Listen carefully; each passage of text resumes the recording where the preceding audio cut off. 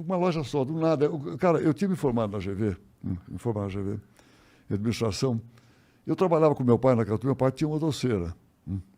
E eu trabalhava com ele, eu trabalhava desde os 12 anos de idade, quer dizer, eu fazia empadinha, fazia coxinha, tá? Eu ajudava meu pai a fazer entrega, ajudava a fazer, eu gostava de tomar, não guiava, evidentemente, com o cara que guiava, ajudava a fazer entrega. Enfim, é um negócio que dava uma qualidade de vida bastante boa, então, que a gente tinha uma vida confortável, mas não era nada, então, quer dizer, que um jovem queria fazer naquela altura, principalmente depois de fazer a GV. Só que quando eu terminei, não tinha emprego. Eu queria me empregar, queria arrumar um lugar que eu pudesse exercitar tudo aquilo que eu tinha aprendido, que eu tinha estudado. Não tinha nada que atraísse. Tá? Eu fui a segunda turma da GV. A GV está com mais de 50 anos. Hoje eu fui a segunda turma da GV. Que da hora. E hoje eu dou aula na GV. Tá? Massa. Naquela altura eu fui a segunda turma. E, nessa altura, os professores brasileiros estavam na Michigan State University, que é que deu toda assim, a mentoria para a GV para montar esse curso de administração. Os brasileiros estavam lá e a gente estava aqui com os americanos. Eu fiz 2 anos com os americanos. Eu achava os americanos o máximo. Tinha um que tinha sido piloto de guerra na Coreia. Eu achava aquele cacete. Um negócio assim, tremendo e tal. É incrível. Quando eu me formei, eu falei, pô, eu vou para a Michigan, eu vou ser professor também. Então, eu fiz o application na Michigan, estava interessado para lá.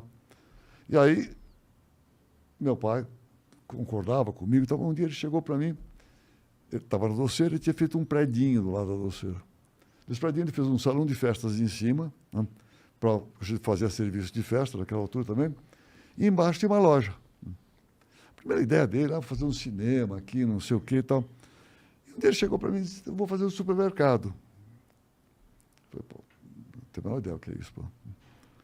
Aí eu fui ver, falei, puta, aqui tem um business. Aqui tem um negócio.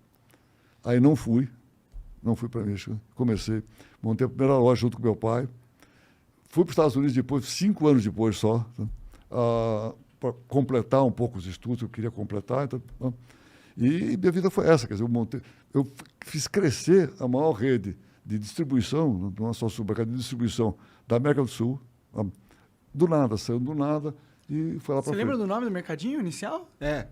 Dali, daquele pequenininho, aquele mercadinho pequenininho, virou a maior empresa de distribuição da América Latina. Quando eu saí do GPA em 2013, nós tínhamos 160 mil pessoas trabalhando lá. Nossa Senhora! É gente pra cacete. É muita gente. Eu sempre adorei negócio de muita gente. Eu sempre adorei dar emprego para muita gente. Eu acho isso do cacete, eu acho sensacional. Eu entendo por quê. É muito gostoso saber que, mano, algo que eu fiz agora tá dando a oportunidade de alguém fazer os filhos crescerem na escola, dar sustento. Você se sente, porra, parte de algo muito grande.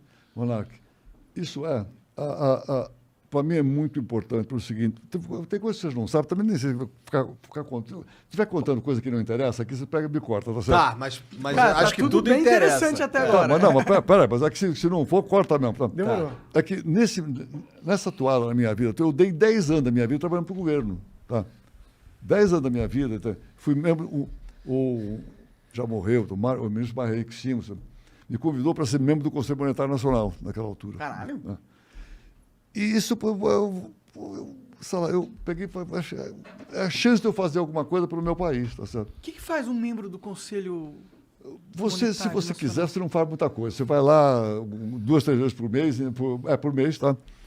Mas o potencial de ser feito, qual que é? Por exemplo, naquela altura, o grande problema do Brasil era a enorme dívida que nós tínhamos. Externa, né? A dívida externa do Brasil. Era o grande problema naquela altura. Então, ajudei a negociar a dívida com os bancos de fora. Recebi, junto com toda a turma do Brasil, os maiores insultos que a gente não pagava. Sabe o caloteiro? Essa era a percepção do mercado sobre a gente. Sobre o Brasil, tá certo? Entendeu? Isso foi uma das coisas mais importantes, que foi ajudar a negociar a dívida. Naquela altura, tinha muita gente dizendo, não, vou ter que dar o calote da dívida, aquela dívida. Tá? Não é bem assim. Tá? A gente deu calote da dívida naquela altura.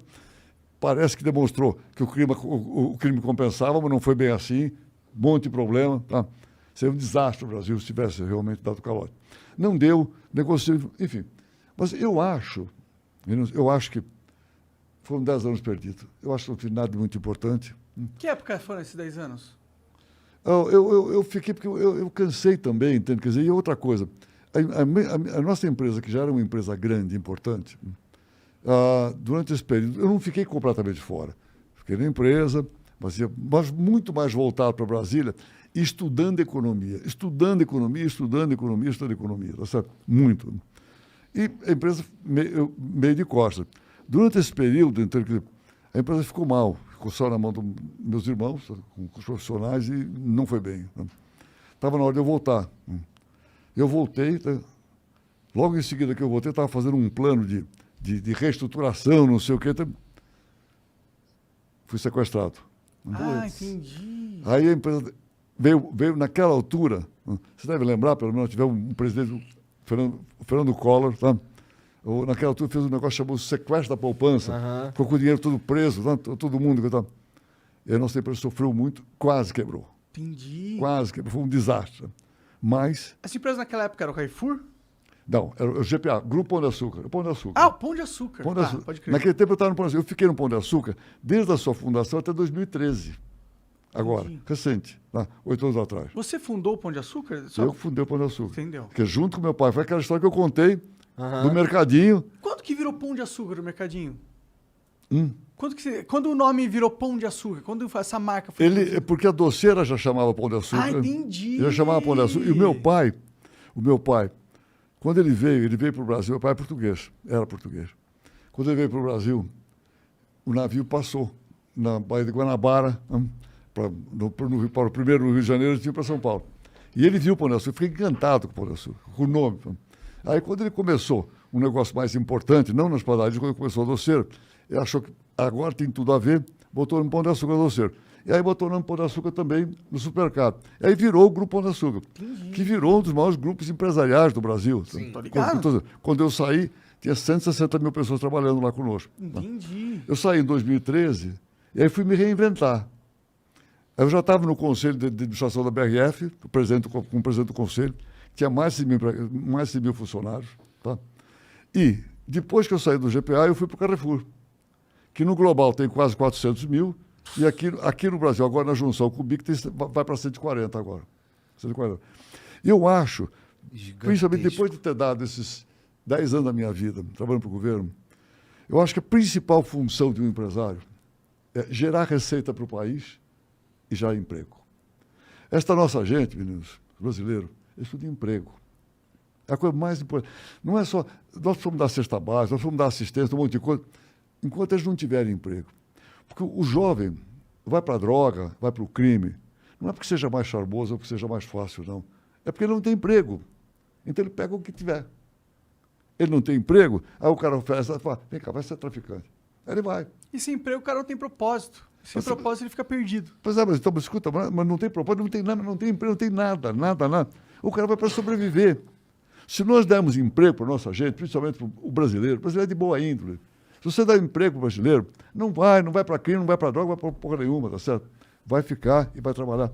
Então, eu acho que o empresário, aquele que tem, vamos dizer, que quer fazer alguma coisa pelo país, toca bem a sua empresa. Faz a empresa crescer, recolhe os impostos, paga as coisas tudo direitinho e dá emprego. Emprego é a coisa mais importante que nós podemos dar para a nossa população. É o que eu procuro fazer. E isso me deixa muito feliz, me deixa satisfeito de estar conseguindo fazer esse tipo de coisa. Então.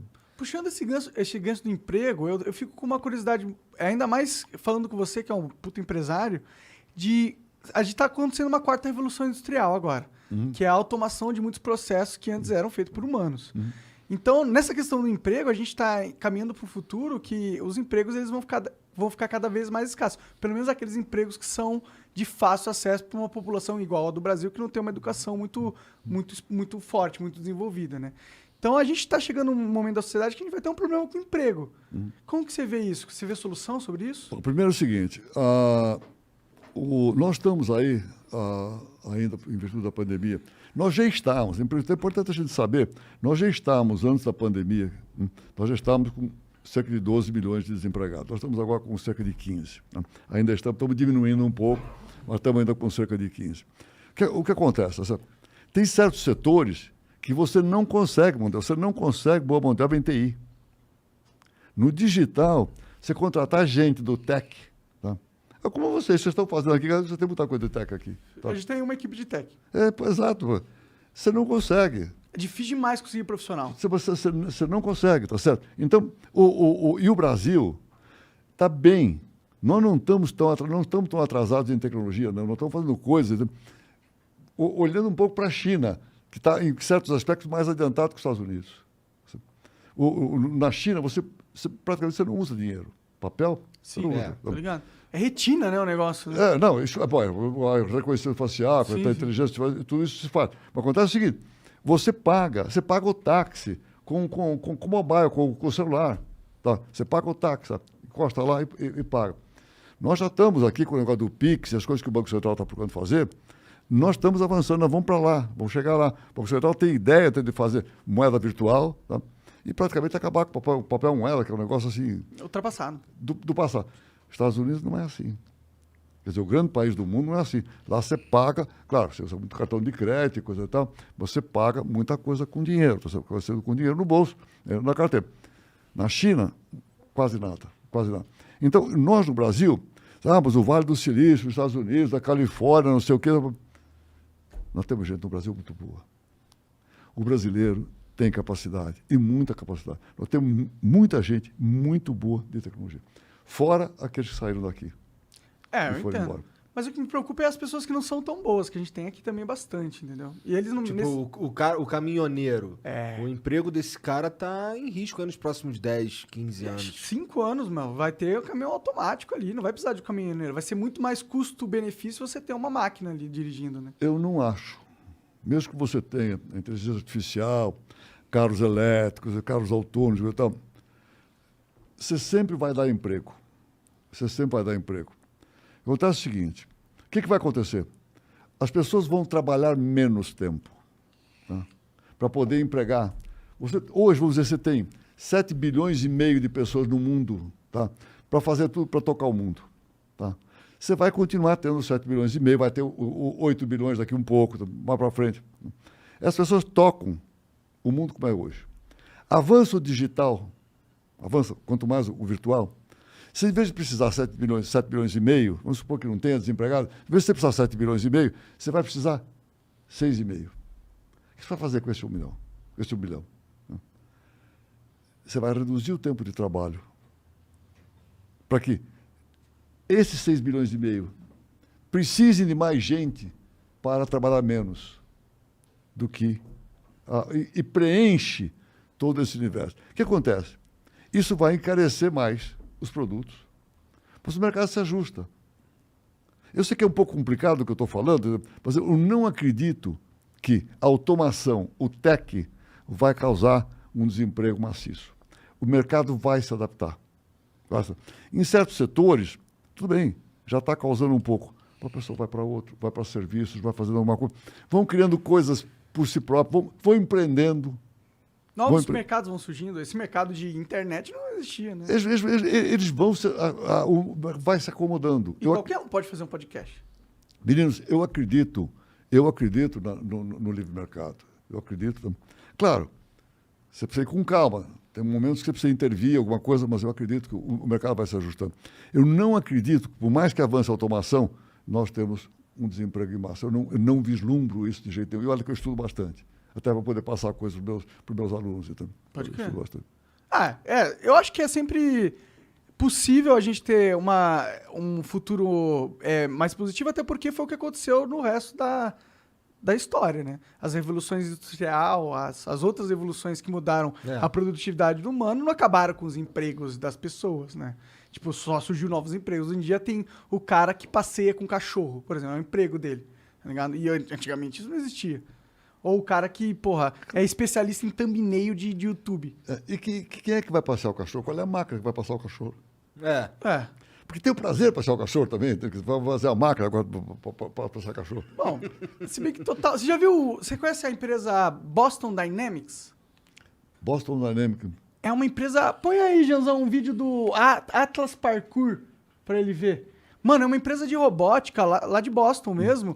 Ela foi comprada recentemente pelo mais É MSN? Não. MSN não, MSN é Microsoft. Não foi a Microsoft. Ele foi comprado por uma pela Honda. Olha aí. O que eles fazem. Eles são, tipo, isso não é efeito especial. Isso aí é um robô que eles programaram. E ele é totalmente autônomo. E ele tem essa capacidade de movimento. Ele tem uma leitura 3D do ambiente. Aí eles fizeram, tipo, um videozinho fazendo um show-off das habilidades dos robôs, tá ligado? Sinistro. Não, é sinistro. E ainda nem chegou no ápice. Agora vai chegar no ápice do quão sinistro é a mobilidade desses novos robôs autônomos que eles estão projetando. Tipo, olha o que eles vão fazer agora, nesse exato momento. Cara, E tipo, esse isso robô é CGI, cara. E não é, mano, não é CGI. Esse robô se move melhor do que eu e qualquer ser humano aqui nessa sala. E eles podem produzir isso em massa. Eu já vi isso ao vivo na China. É? Tu viu? A última vez que eu estive na China foi há 2 anos atrás. Certo? Eles têm muita coisa já de robô. Claro, não vi fazendo essas gracinhas de pular. Não é bem assim. Tá? Mas eu vi, está muito, muito avançado. Você faz muita coisa com robô. Mas, escuta, nós temos robô, a gente encontra lá, temos robô na agricultura, entendeu? Nós temos um monte de coisa que você pode fazer, tá certo? A robótica, hoje você faz operação com robótica, claro, você só precisa saber manejar aquilo lá, o restante é tudo feito na robótica. Cara, isso vai avançar. O mundo hoje avança numa velocidade extraordinária. Na minha vida, eu sempre fui muito mais um copiador do que um inventor. Sempre achei mais fácil copiar do que inventar. Certo? Dá para fazer isso. Eu copiei muito, muito, muito o Carrefour. Quando eu fui estudar nos Estados Unidos, em 65, nem o pai de vocês era nascido naquela altura, quando eu fui estudar lá. Meu pai tinha nasceu um em ano. 45. Meu pai tinha um ano. Quando eu fui estudar lá em 65, eu fiquei sabendo do Carrefour e depois fui para lá para começar a copiar, aprender, porque eles eram naquela altura o maior do mundo e tal. Então eu sempre fui um copiador. Tá, todos os negócios que eu tive, vamos fazer uma coisa nova? Quem está fazendo? Quem é o melhor no mundo que está fazendo isso? Vai lá, aprende, copia e, se puder, vem para cá e faz melhor. Sempre fui um copiador. Só que no mundo de hoje, está muito difícil você copiar. Você copia aqui, quando você está copiando aqui, o negócio já está aqui do outro lado, já passou. Principalmente no virtual, tá certo? Principalmente no digital. É muito rápido as coisas. O volume de informação hoje, tá? Se pegar a mesa de operação do O3, né, os caras ficam conectados o tempo inteiro, quer dizer, porque abriu o Hong Kong, vai esperar que quebre os Estados Unidos, segue pela Europa e tal. O tempo inteiro você está sabendo tudo aquilo em tempo real. Está vendo o que está acontecendo o tempo inteiro online. Tá? É um volume de informação, um negócio tremendo. Então, uma das coisas hoje, muito importante, é velocidade. Porque o mundo caminha com velocidade muito grande. Velocidade é o nome do jogo. Eu costumo dizer, sempre, eu ando sempre muito devagar e com muita calma. Eu nunca tenho pressa, mas eu ando com muita velocidade. Sem pressa, mas com muita velocidade. Com calma, mas com muita velocidade. O nome do jogo hoje é esse. Sabe? Tudo caminha muito rápido. Escuta, mesmo vocês, cuidado, tenta olhar 10, 15 anos para trás. Eu não sei se vocês ficam no videogame, coisa parecida. Até 15 anos eu não fazia, pô. Não tem nada disso, pô. Escuta, meus filhos pequenos, o Miguel, que tem 11 anos, pô, mas se eu me atrevo a qualquer coisa no digital, no videogame, jogar com ele. É chance. Né? Uma cabeça mexida nisso aqui e muita velocidade, muita rapidez nas coisas todas. O mundo caminha numa velocidade extraordinária. Porque a taxa de atualização de informação agora é muito mais rápida. Antigamente a gente dependia da mídia, e a mídia ela tinha uma pauta diária e tinha um limite de quantos assuntos eles podiam tocar dentro de alguns programas e alguns canais. Então você tinha uma mídia muito limitada na quantidade de informações que ela podia passar para a população. Com a internet isso quebrou. Agora a gente consegue acesso a qualquer momento, qualquer hora, de qualquer lugar. De qualquer lugar. Então o público teve que se acostumar a ter antigamente um feedback bem lento de informações que cada vez mais se acelerou e hoje agora é inacompanhável. E agora, depois que veio a internet, entramos no momento da humanidade que a velocidade é o nome do jogo de fato.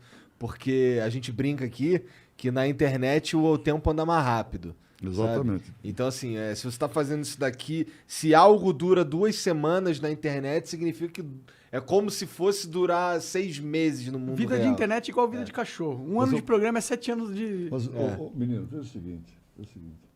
Até vocês, até nós, vocês mais do que eu, estão muito mais rápidos. Né? Só traz o microfone que senão a galera não vai ouvir. Desculpa. Não, tu pode puxar ele. Não, eu sei. É que eu me entusiasmei, me debrucei falar com você. Agora, assim, escuta, vocês aguentam ficar muito tempo num programinha na internet? Assistindo? Porra, difícil, viu?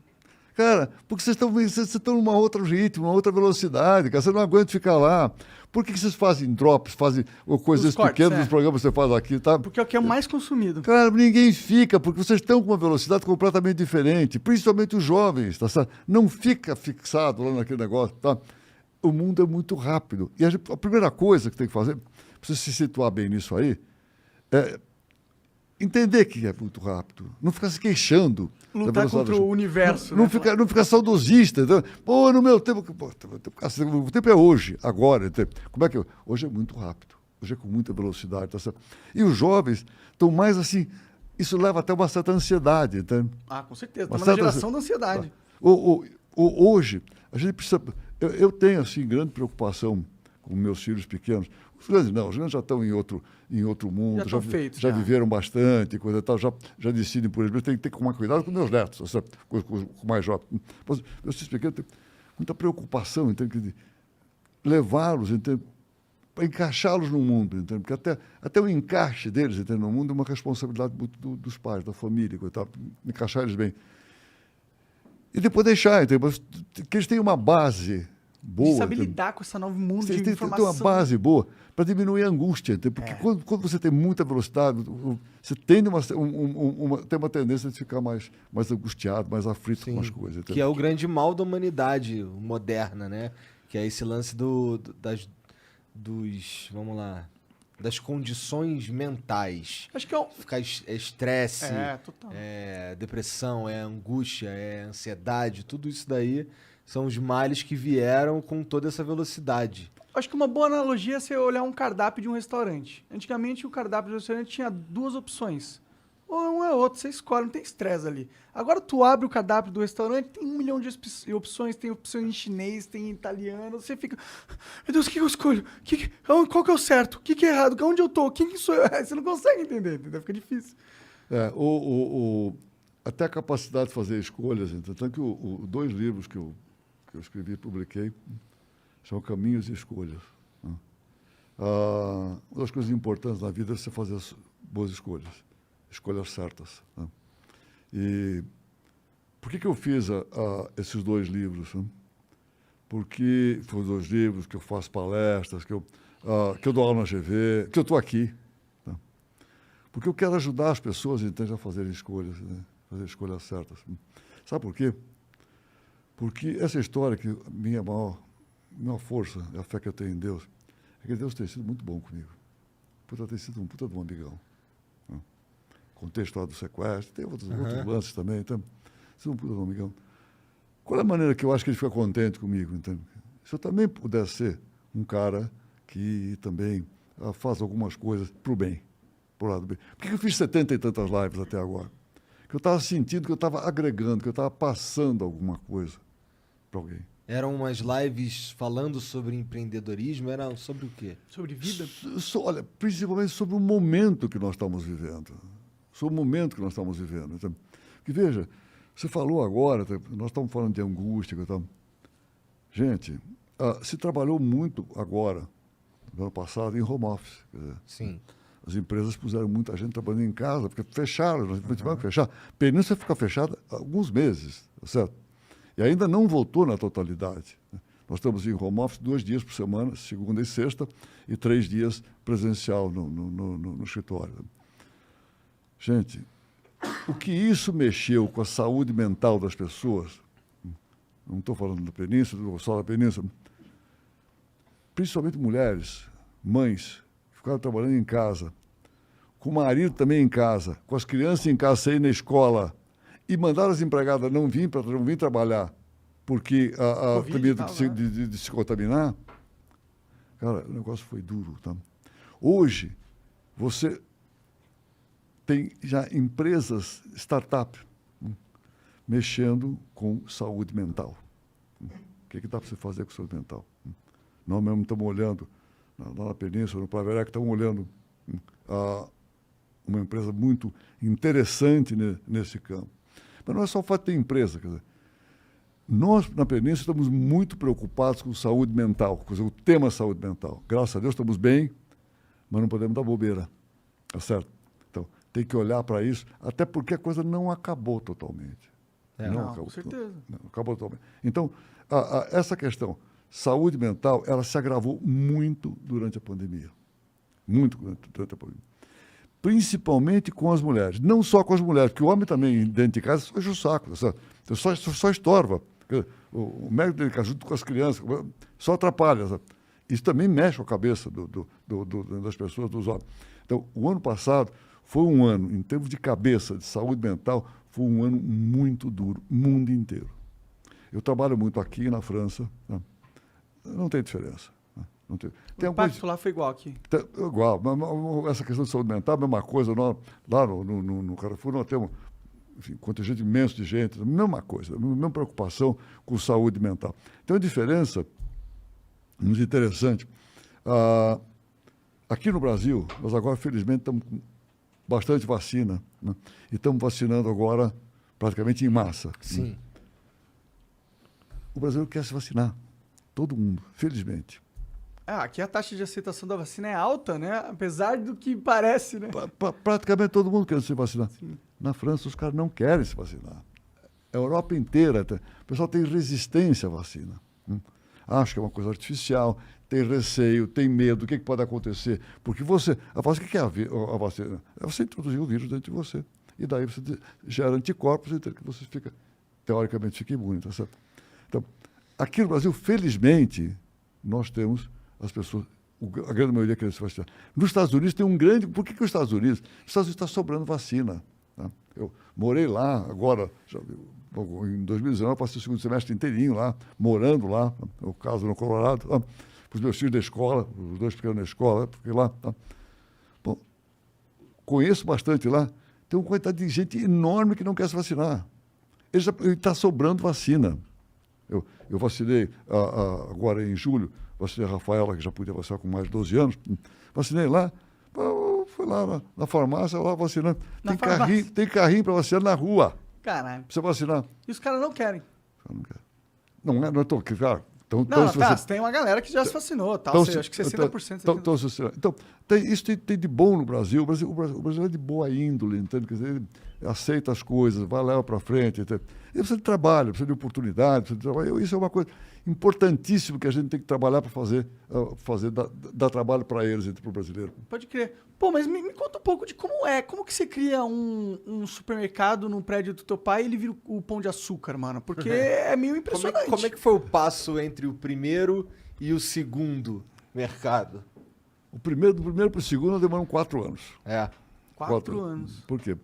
Porque eu sempre fui assim, mais atirado para frente. Então, na minha idade, mais ousado naquela altura, e jovem. E meu pai, de repente, numa determinada altura, já está bom, não vamos arriscar mais nada. Já está bom. Claro, porque você vem de uma família humilde. Eu nasci numa edícula. Né? Meu pai tinha uma vendinha na Rua Vergueiro, no Paraíso, uma vendinha. Tá? E atrás tinha uma edícula. Isso eu nunca vi, mas eles me contam, tem um negócio, um quartinho, né? Com uma cozinha, um banheirinho, mas nada. Eu nasci ali. Minha mãe teve os 6 filhos em casa. Em casa? Em casa. Nunca foi para o hospital. Caralho. Eu sou português, quer dizer, uma outra cabeça legal, bacana e tal. A última, a Lucília, eu fui buscar a parteira. Tem 19 anos menos que eu. Eu fui, né? Buscar. Legal. Já guiava, já tinha carta, fui buscar a parteira. Meu pai foi em casa com a minha mãe, a minha irmã Lucília. Então, meu pai chegou a uma certa altura, tá bom, não vamos arriscar. Mesmo com a primeira lá estava um sucesso, Não, pai, vamos crescer. Quer dizer, quando eu decidi não ir para os Estados Unidos, ficar aqui, era para crescer, para fazer um negócio grande. E aí, pô, concordou, uma cabeça assim, mais tradicional, vamos comprar um terreno, vamos construir a loja e abrir o supermercado dentro. Não vamos alugar nada. A primeira loja durou 4 anos. Depois aí ele viu que o negócio dava para andar, e aí já foi indo um pouco mais rápido. Em 69, nós abrimos o supermercado em 59. 10 anos depois, o meu pai é português, meu pai ele teve muita relação assim, com a colônia portuguesa, e ele foi numa missão do portuguesa, para aquele tempo eram as colônias portuguesas do ultramar, na África. Então ele foi numa missão lá para Angola e Moçambique, junto com ministros e coisa e tal. Ah, chique. E aí convidaram ele, tem supermercado, eu tenho escutado falar aqui, você devia abrir em Portugal. Meu pai voltou para o Brasil e disse, vai lá e faz. Caralho, pica é tua. E aí eu fui para lá, então, em 70, né, abri uma primeira loja lá, em Portugal. Fomos durante muito tempo a maior companhia de distribuição lá de Portugal também. Depois fomos para a Espanha também. Eu trabalhei 30 anos lá em Portugal. Naquele tempo... 30 anos você ficou em Portugal? 30 anos, desde 69 que nós começamos até 99, quando eu vendi a companhia lá. Entendi. Nossa, foi então uma vida inteira lá. Não foi um pedacinho da minha vida. Assim, pra mim, a minha vida inteira. Então, assim, mas é que você não chegou nem num terço da vida. Não é que você não chegou na Deus metade. te ouça, Deus te ouça infinito. Mas claro, cara. Agora, escuta, Deus te ouça, mas tem que fazer a tua parte. É verdade. Não sinto que eu tô fazendo muito, não, mas eu tô melhorando. Eu tô emagrecendo, tô fazendo dieta. Não, mas não é só emagrecer. Tem que fazer exercício. Depois a gente fala disso. Mas eu tenho que falar um pouquinho. Eu quero, se tiver uma... Mas nós temos que falar um pouco disso. Fala. Voltando lá no negócio. Então, já era grande aqui no Brasil, abrimos em Portugal durante 30 anos. Eu sempre fui, em matéria de trabalho, eu sempre fui assim, muito disciplinado e focado. Eu pegava um voo da TAP, aqui, saía às 4 da tarde, mais ou menos, chegava em Lisboa às 5 horas da manhã, né? Pegava, ia para o escritório, tinha um vestiário lá, eu trocava de roupa, punha o tênis e tal, ia para a beirada do Tejo, do Rio, correr. Fazia minha corrida, voltava, tomava banho, tomava um café, trabalhava o dia inteiro, pegava o voo da TAP, saía de lá à noite para voltar ao Brasil. Né? 2 noites no avião. Naquele tempo, o banco da TAP, meio banco de ônibus, durinho, né?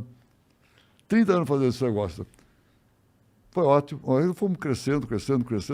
Meu pai perdeu o medo de crescer, então fomos crescendo, fomos em frente. Lá em Portugal vocês faziam distribuição, então vocês não abriam mercado? Como Não, que era? quando eu digo distribuição, distribuição é que engloba tudo. Nós tivemos, no GPA, do Grupo Pão de Açúcar, antes de eu sair, nós compramos a rede do Ponto Frio, que é uma rede de eletrodomésticos, nós compramos na Bahia, Casas Bahia. Caralho! E nós juntamos... Caralho, sem gração a Bíblia, Não, não deixa ninguém brincar. Né? Vem cá todo mundo. A gente juntou tudo, entendeu? Juntou tudo numa companhia só. Hoje já estão separados. Mas, ô Abílio, por que... Pergunta de leigo. Por que o Ponto Frio e as Casas Bahia se estão no mesmo segmento? Porque eram 2 companhias diferentes. Então, quer dizer, eu primeiro comprei o Ponto Frio e depois comprei a Bahia, tá certo? Então, dominar o mercado, pô. E juntamos tudo. Eu sempre fui, no GPA, eu sempre fui um grande consolidador.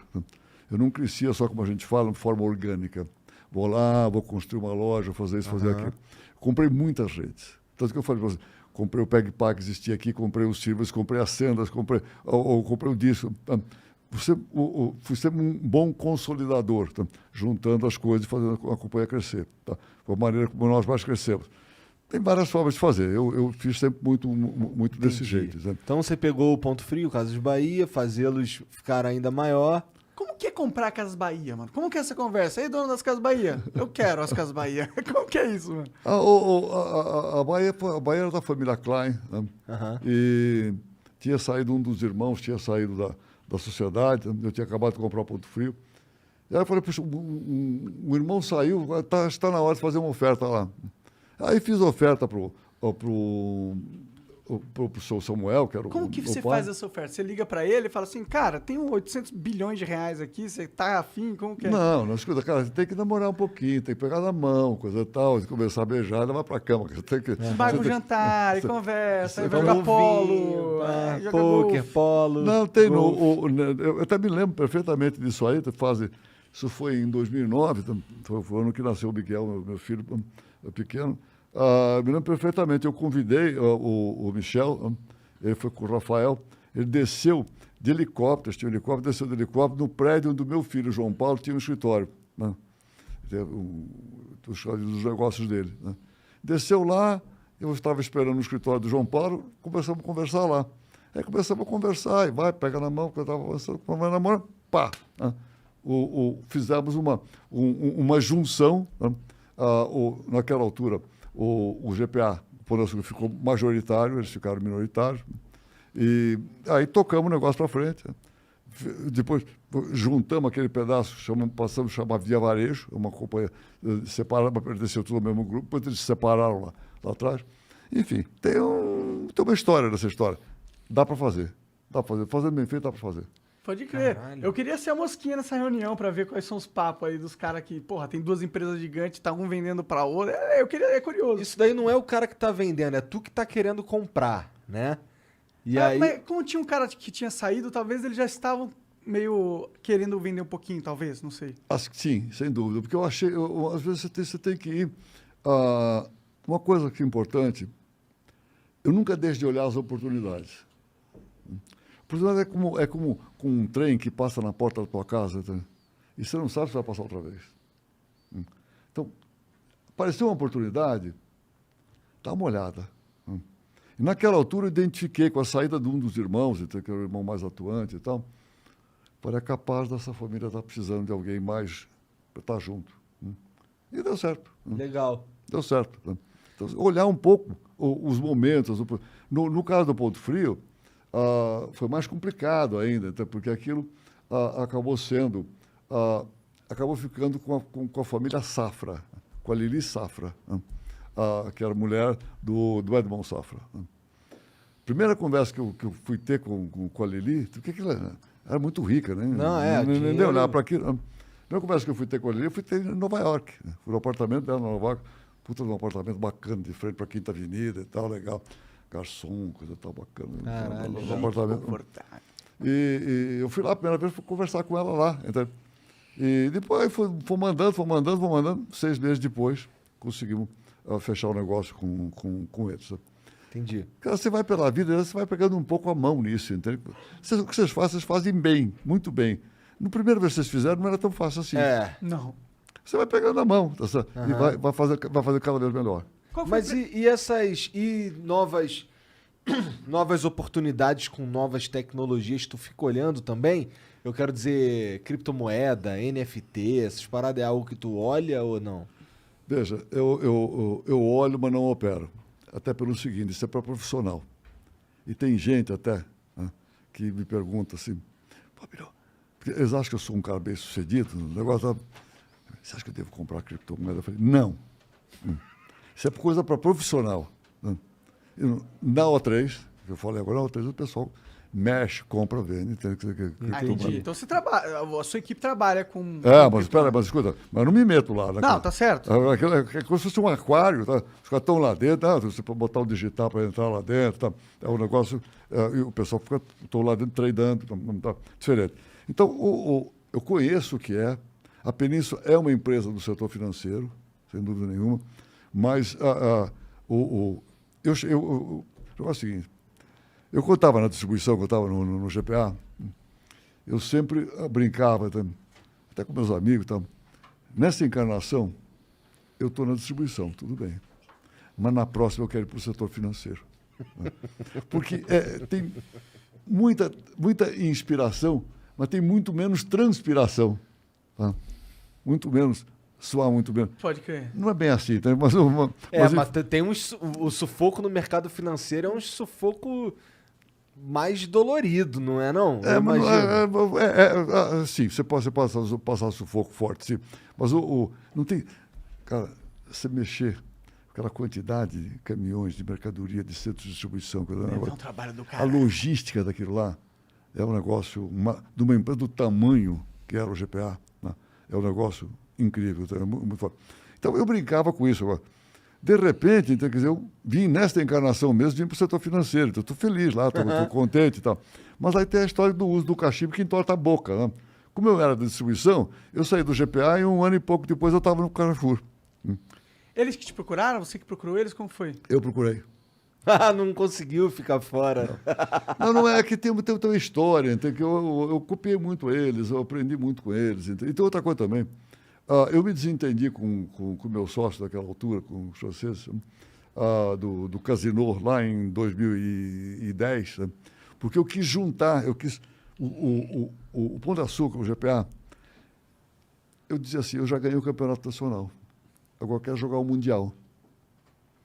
E aí eu quis juntar o Pão de Açúcar, o GPA, com o Carrefour Global. Não aqui no Brasil apenas, o Global. Entendi. Junto. E eu fiz o negócio, nós assinamos. Entendi, esse é um puta merge, né, aí. Hã? Um merge, seria um puta fusão de Não, empresas. e do cacete bom, muito legal. Mas o sócio francês que eu tinha naquela altura, do Casino, não entendeu o negócio daquela altura. Não entendeu. Eu prefiro dizer que por culpa minha não entendeu, porque eu prefiro ser... Se a coisa dá errada, é melhor olhar primeiro no espelho, ver a minha parte, depois eu vou olhar na janela. Esse é o novo Abílio. Esse é o novo Abílio, né? Mas esse é o novo Abílio. Eu cresci muito, inclusive, nas muitas dificuldades que eu passei, inclusive no sequestro também. Né? Cresci muito. Você sai, quando você consegue atravessar, você sai do outro lado, você sai melhor. Ou você perece no meio, ou você sai melhor. Mas, enfim, e não entender, eu já tinha uma história com o Carrefour. Então, quando eu saí de lá, né, e saí sem uma assinatura de não compete, porque eles queriam que eu saísse de lá, assinando que durante 5 anos eu não ia para a distribuição. Entendi. Né? E eu levei 2 anos para sair. Né? Eu consegui sair do jeito que eu queria. 1 ano e pouco depois eu estava no Carrefour, aqui no Brasil e no Global. Então, hoje eu sou acionista aqui no Brasil, acionista do Global, membro do Conselho de Administração aqui no Brasil, e segundo acionista do Carrefour Global. Significa